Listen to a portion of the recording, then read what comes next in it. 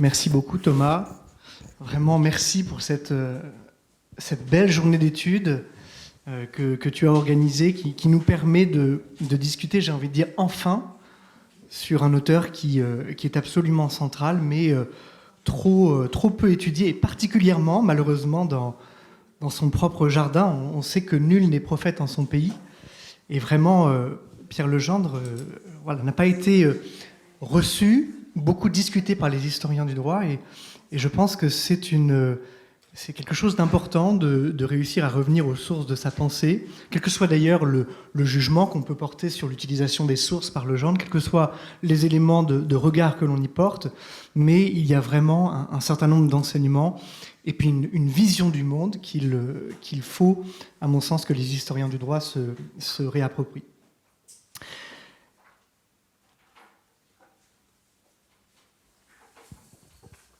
Dans le cadre de cette communication, je vais m'attacher plus particulièrement à tenter de cerner la place du droit romain et du droit canonique dans l'œuvre de Pierre Legendre, dont on a déjà un petit peu discuté tout à l'heure, avec l'idée que, au fond, c'est la matrice, c'est sa formation universitaire, c'est sa formation académique, et c'est avec son langage qu'il va aborder ensuite les autres grandes questions institutionnelles qu'il va aborder.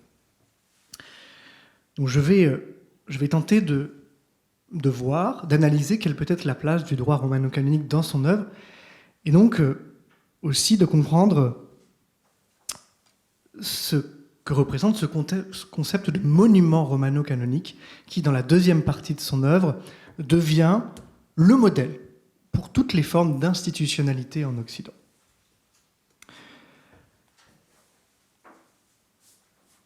Le concept de monument romano-canonique est le fil conducteur de la pensée de Legendre, celui qui l'a conduit à analyser la modernité juridique à l'aune des fondations du droit romano-chrétien. Dans sa thèse de doctorat, soutenue en 1957 et publiée en 1964, Legendre montrait que la renaissance du droit de l'Église, intervenue au XIIe et au XIIIe siècle, a été très largement accomplie au moyen du recours au droit romain. Le droit romain, considéré à cette époque, après la redécouverte des compilations de Justinien, comme la source d'inspiration principale, aux côtés des sources scripturaires et patristiques, pour organiser la société ecclésiastique et l'ensemble de la chrétienté avec elle. À partir de la réforme grégorienne, nous dit déjà Pierre Legendre dans sa thèse, réforme grégorienne de 1050 à 1140, donc il envisage selon des limites chronologiques larges, les canonistes ont activement participé à la remise en circulation de la compilation justinienne. On peut dire que c'est dans le cadre de cette gigantomachie, cette lutte entre le pape et l'empereur, que le besoin d'exhumer de nouveaux textes juridiques s'est fait sentir et que les canonistes ont été parmi les premiers à relever ces sources, à leur rendre vie et à les remettre en circulation. Le pape Grégoire VII s'affirme en particulier comme l'héritier de l'empereur romain, titulaire comme lui du pouvoir de créer des lois nouvelles et de les interpréter. Alors ça, c'est un thème qui est déjà présent dans la thèse de Legendre, la potestas condendi et interpretandi legem, thème qui va revenir ensuite sous une forme beaucoup plus critique dans la suite de son œuvre. Le droit romain, pour Legendre dès 1957, joue pour l'Église le rôle d'un modèle auquel l'Église emprunte son idéal d'unité tout d'abord et sa terminologie, son vocabulaire, ses concepts. Si l'Église tire donc profit de l'idéologie romaine, le droit romain, en retour, reçoit aussi de l'Église une nouvelle forme de prestige, car le droit romain a désormais sa place dans le plan divin. Il a été inspiré par Dieu. Et notamment, à ce point de vue-là, Legendre fait souvent référence à la cité de Dieu de saint Augustin, qui déjà lisait l'histoire de Rome et de son droit comme providentiel dans le plan humain. Lorsque le droit canon et le droit romain ne pouvaient coïncider. Le décret de Gratien, la grande compilation de droit ecclésiastique qui est formalisée autour des années 1140, posait une règle de conflit. Les canons, les règles du droit canonique, doivent l'emporter sur les lois romaines. Ce qui veut dire pour le gendre, et c'est très important, qu'en ayant recours au droit impérial de Rome, l'Église restait maîtresse de la manière de le recevoir. Elle n'est donc pas serve des principes du droit romain. La législation de Justinien, en un mot, ne pouvait pas lui être imposée. Alors comme on le sait, Pierre le Gendre n'en est pas resté à cette approche finalement très classique, comme ça a été dit tout à l'heure, du droit romano-canonique et de ses sources. Après avoir été reçu premier au concours d'agrégation d'histoire du droit en 1957, il continue à publier des études sur les manuscrits juridiques médiévaux. Il se déplace dans toute l'Europe, dans les bibliothèques, pour aller exhumer des manuscrits, les comparant notamment le type de commentaire sur chaque passage du décret de Gratien ou des compilations justiniennes.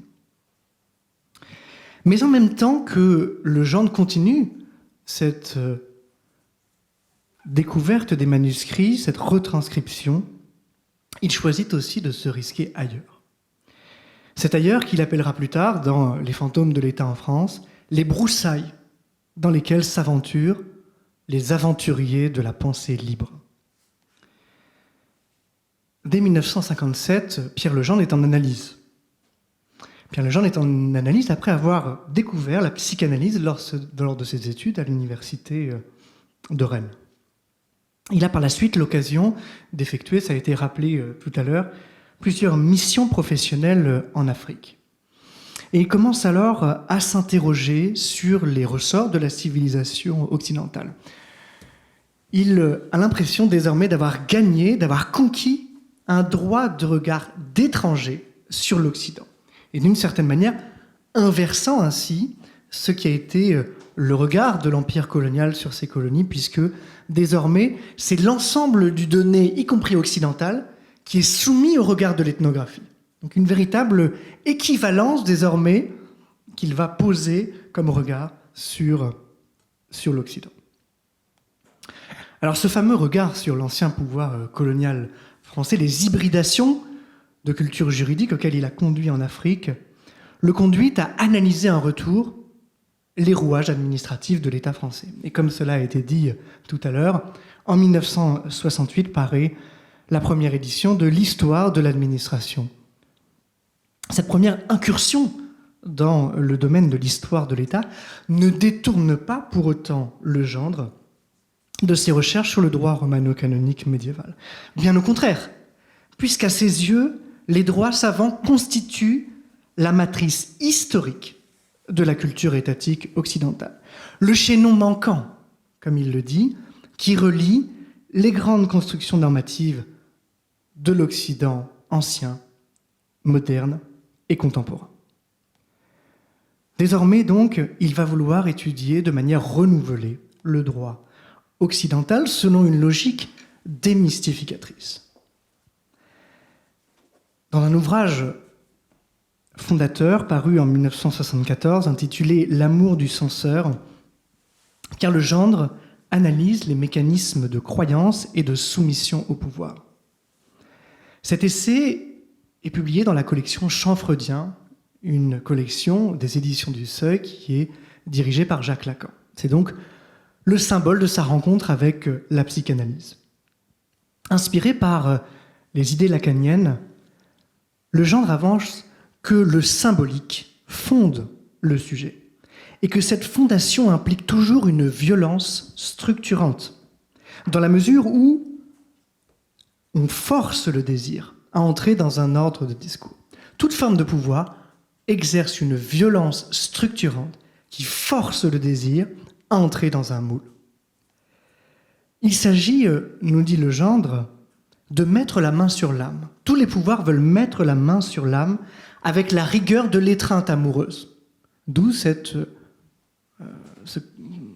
propension chez le Gendre à assumer le vocabulaire de l'amour dans la description du pouvoir en Occident. Le Gendre mobilise de manière extrêmement audacieuse la psychanalyse, discipline encore éloignée du milieu des juristes à cette époque. Qu'est-ce que Legendre va faire de la psychanalyse? Il va l'utiliser pour accéder à un nouveau regard sur son champ disciplinaire. Vraiment, il examine les coulisses du droit à l'aide de la psychanalyse. Alors pourquoi la psychanalyse peut-elle jouer pour Legendre un tel rôle de rationalité révélatrice pour l'Occident médiéval? Parce que, avance Legendre, la psychanalyse est liée à son histoire juive. La psychanalyse est liée à son histoire juive et elle a produit une théorie de l'interprétation qui est horizontale, fondée sur l'être du texte et l'égalité entre les interprètes, au sein du Talmud et de la Torah. À l'inverse, l'histoire juridique occidentale, de Justinien, l'empereur législateur, jusqu'à Gratien, le moine compilateur, a construit une doctrine hiérarchique de l'interprétation, coiffée en dernier ressort par la figure de l'empereur ou du pontife. La psychanalyse est, selon Legendre, un accident de la pensée. Un accident de la pensée qui a réintroduit ce qu'il appelle la folie juive, mot qu'il emprunte à une nouvelle de l'empereur Justinien, la folie juive dans un univers institutionnel marqué par la raison chrétienne.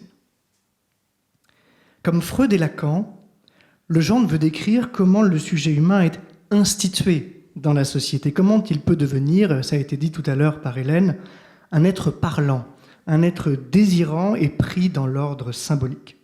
L'enfant naît avec des pulsions, mais pas encore comme sujet. Et ce qu'il institue comme sujet, c'est sa rencontre avec le langage. La rencontre avec le langage, mais aussi la rencontre avec la loi et le désir de l'autre. Le propre du discours théologique et du droit romano-canonique est d'opérer une transformation qui va faire passer l'animal humain de l'univers des fantasmes de l'enfant, où tout est possible, à l'espace social, un espace où règne le surmoi, terme qu'il emprunte évidemment à Freud, un surmoi et le principe de non-contradiction. À l'inverse de l'enfant, l'adulte pris par les lois ne peut pas se contredire, il est obligé de normer son attitude socialement. Et le point central de ce système, de ce discours canonique, c'est d'instaurer l'ordre d'une censure. Une censure, qui donne le titre au livre, dont le pontife va être le garant. Legendre interprète profondément la figure du pontife romain à l'aune de la théorie freudienne. Le pape représente, nous dit-il, la toute-puissance du Père et la radicale privation sexuelle. Pourquoi ? Parce que, symboliquement, le pontife est un père castré, un père qui s'abstient des désirs de la chair. Et cela permet de comprendre, selon lui, la place très particulière des péchés de la chair dans le droit romano-canonique, auquel il consacre l'essentiel de l'amour du censeur, donc consacré à une exploration de la théorie du mariage, la théorie des interdits de la chair dans le décret de Gratien. La loi romano-canonique, nous dit-il, ne maîtrise les sujets qu'en substituant à la jouissance sexuelle une règle stricte, mais rassurante pour l'ordre social, qui est l'annulation du désir. Et cela n'est jamais plus évident, nous dit Legendre, que dans les passages du décret de Gratien, dans lesquels la Sainte Famille elle-même est érigée en modèle de la famille. Famille au sein de laquelle il n'y a pas eu de désir à cause de la conception virginale de Marie. Le droit romano-canonique, nous dit-il, détourne le malheur du manque en instituant un ordre sexuel où se tiennent tout en haut les prêtres qui vivent selon la règle de l'abstinence. Règle de l'abstinence qui leur permet de gouverner l'ordre des vertus, tandis que les laïcs se voient, eux, concéder le mariage, peuvent posséder l'affaire, gérer les affaires économiques.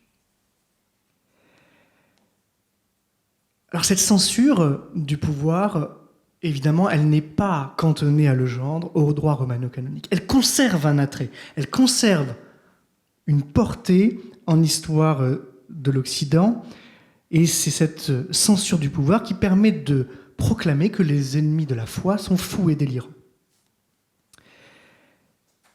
Le droit canon agit selon le genre, encore un terme qu'il reprend à Freud, comme un élément refoulé de la mémoire occidentale, que le psychanalyste qu'il est, en tant que clinicien, praticien, va devoir faire surgir, il va devoir faire dégager les traces refoulées de l'histoire de l'Occident. Alors il puise largement dans la tradition du droit romain et de la théologie chrétienne, ce fameux monument romano-canonique, pour concevoir, nous dit-il, une organisation politique hiérarchisée, qui a inéluctablement besoin de mettre en scène le tiers, le garant de tout le système qu'est le pape. Le vecteur principal du pouvoir du pape, nous dit Legendre, c'est le texte juridique lui-même, le corpus iuris canonici, formé de la réunion du décret de Gratien et des compilations successives des décrétales jusqu'à la fin du Moyen-Âge. Le corpus iuris canonici a pour originalité d'assembler des extraits disparates des textes juridiques du premier millénaire.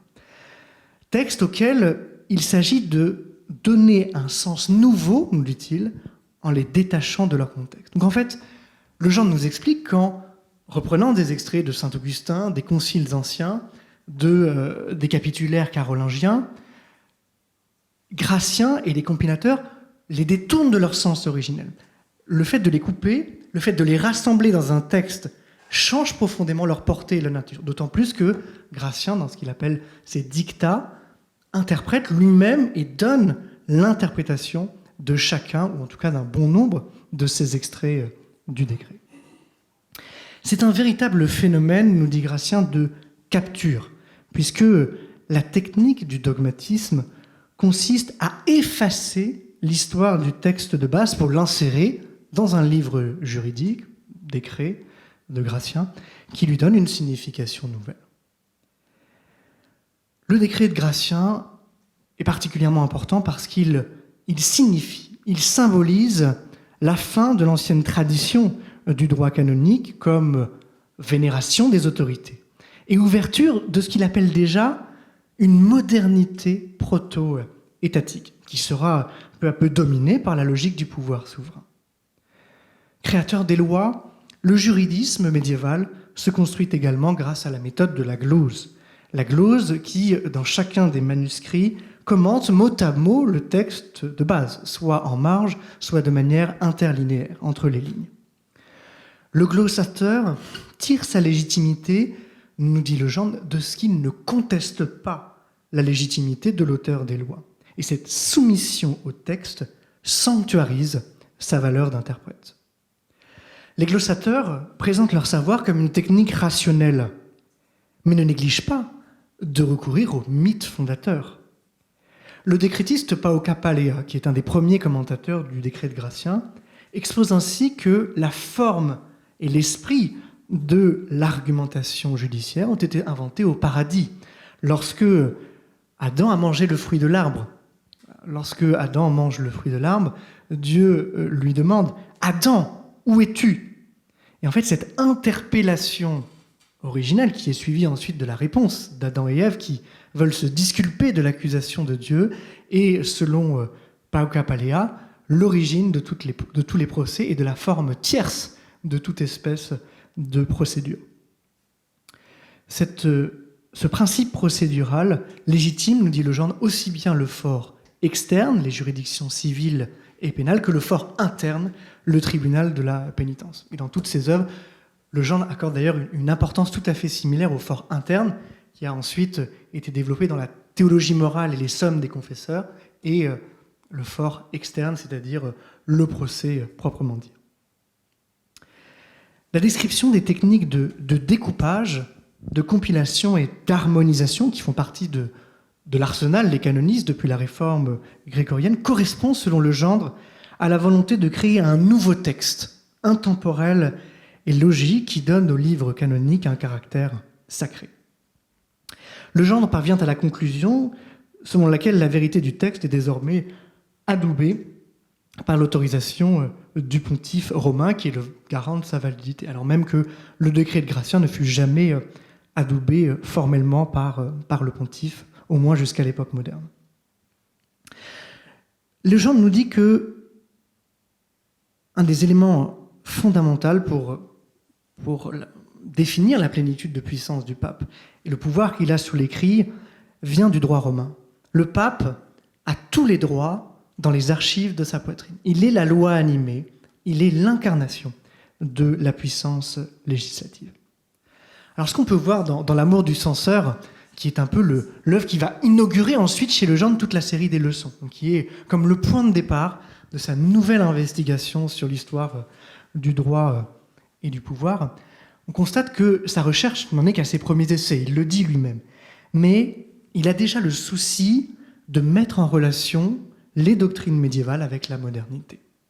Dans la mesure où le fameux jeu entre la jouissance et le châtiment, qui est mis en scène dans le Corpus Juris Canonici, ne concerne pas seulement l'Occident chrétien, mais aussi la bureaucratie française, qui descend en droite ligne de la centralisation canonique. Ou encore, nous dit-il, plus proche de nous, les époques industrielles, dont la publicité constitue un catéchisme qui désire obtenir la soumission.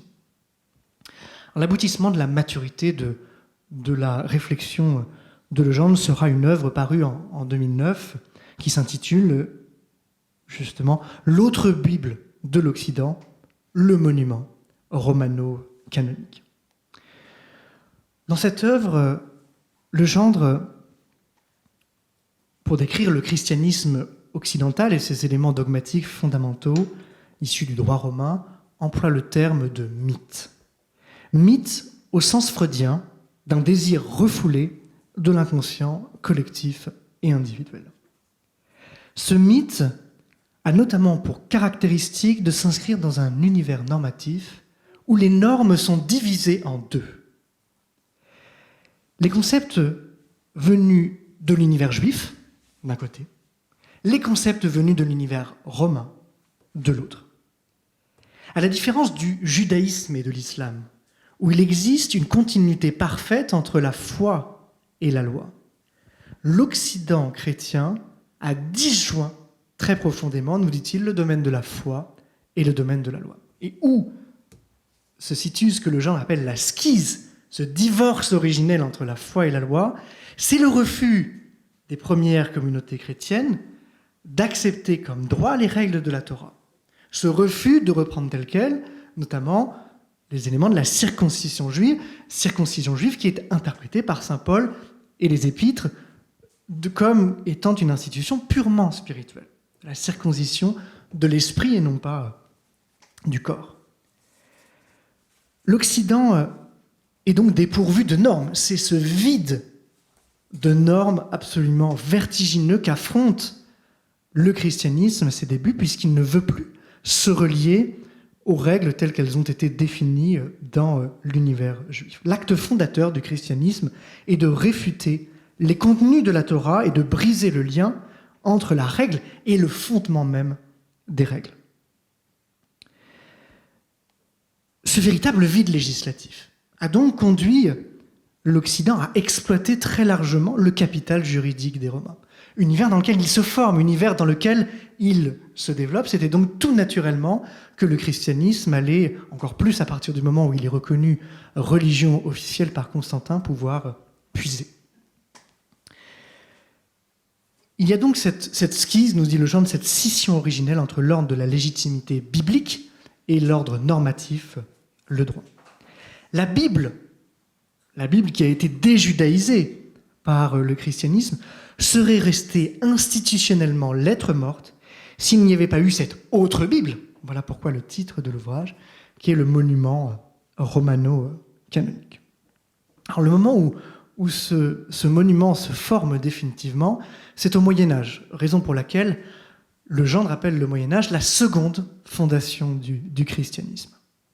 Le droit romain acquiert à cette époque, ça a été dit tout à l'heure, un statut quasi biblique, ce qui permet aux sources pontificales de prendre la consistance de textes législatifs.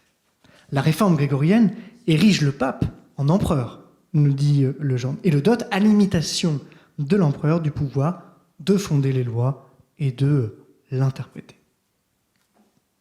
Par la vertu de l'imitatio imperii, de l'imitation de l'Empire, le pape s'est moulé littéralement dans le cadre juridique de l'Empire romain. Lorsqu'il disserte sur l'imitation de l'Empire, qui est peut-être un des thèmes les plus récurrents de son œuvre, Legendre relie inlassablement le grand historien allemand Ernst Kantorowicz, l'auteur des Deux corps du roi, qui a montré avant lui que la liturgie politique de l'Église romaine, en impérialisant le Christ, entendait légitimer au plan juridique son représentant sur terre, qui est le pape, vicaire du Christ, vicaire qui vient du latin vices, littéralement tenir la place de. Les éléments liturgiques sont pour Legendre, et c'est un point fondamental, un élément normatif. Ils sont une manifestation normative car jamais une société ne peut être gouvernée sans les musiques, sans les acclamations, sans les rituels. En affirmant cela, le juriste normand a d'ailleurs bien conscience des derniers avatars de ces normes liturgiques dans l'Europe totalitaire du XXe siècle.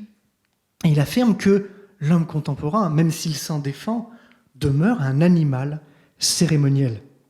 Et bien avant que les formes pathologiques des liturgies se soient manifestées dans le nazisme, le besoin de subjuguer, de fasciner est inhérent à toute espèce de civilisation. Dès le XIIe siècle, l'Occident a ajouté, selon lui, au capital juridique des Romains, une théâtralisation qui lui est propre, une mise en scène généalogique. Même si les canonistes admettaient au XIIe siècle que le pape peut imiter l'empereur et combler le vide législatif du christianisme, il y a eu des réticences. Il y a un anti-juridisme médiéval qui s'est toujours érigé contre cette idée de l'imitation de l'Empire. Anti-juridisme dont Luther est le premier héritier. Luther s'élève violemment au XVIe siècle contre la théologie du droit qui a été instituée par les pontifes, au nom du fait que seule la révélation christique compte. L'héritage romain ne fait pas partie de la révélation et du triptyque sola fide, solus Christus, sola gratia, sola scriptura. Cette insistance sur l'écriture sainte produit chez Luther une totale réprobation du droit romain dans l'Église et de la juridicisation de son gouvernement. Cela n'empêche pas Legendre de souligner que la Réforme a fait entrer le droit romano-canonique par la petite porte. Le recours à la Bible comme source de toute norme a sa part de l'heure, puisque Melanchthon, le premier disciple de Luther, a abondamment utilisé le droit romain pour réglementer la société protestante. Legendre met puissamment en exergue le fil qu'il tire jusqu'à l'époque contemporaine. La théocratie pontificale et le système romano-canonique ont permis tout simplement de faire émerger l'État. L'État qui apparaît comme une construction religieuse et scolastique. L'État moderne est l'enfant, nous dit-il, du monothéisme latin, perfectionné par les apports complémentaires de la réforme protestante et de la contre-réforme catholique. La doctrine du pouvoir, instituée par le ius commune, le droit romano-canonique, a pu se perpétuer et passer d'interprète souverain en interprète souverain, parce qu'elle était fondamentalement indéterminée dès l'origine. Il y avait ce vide de règles endémique du christianisme dès l'origine. Le principe politique dans l'Occident chrétien est objet d'incertitude. En définissant le pape comme vicaire, continuateur du Christ, en l'érigeant comme prince et maître de tous, la doctrine canonique élabore un principe que l'on trouvera transféré à l'autorité des souverains temporels, par exemple chez Hobbes, qui affirme que le souverain civil doit nommer les juges et les pasteurs interprètent des écritures canoniques. Donc il doit gouverner l'Église elle-même. L'interprète pontifical était prêt à être remplacé par n'importe lequel des États juristes. Jusqu'aux théories, nous dira Legendre, du management contemporain dont l'obsession est l'efficacité. L'efficiency est le credo de l'utilitarisme contemporain. Et le type d'homme qu'elle crée est l'individu divinisé et post-christique, supposément affranchi de tout lien avec la transcendance divine. La fameuse expression de Nietzsche, Dieu est mort, n'est selon Legendre qu'un blasphème tout apparent, parce qu'il a ouvert la voie à l'établissement d'une nouvelle divinité monothéiste, ce qui est le sujet humain, qui est un petit souverain, un petit État.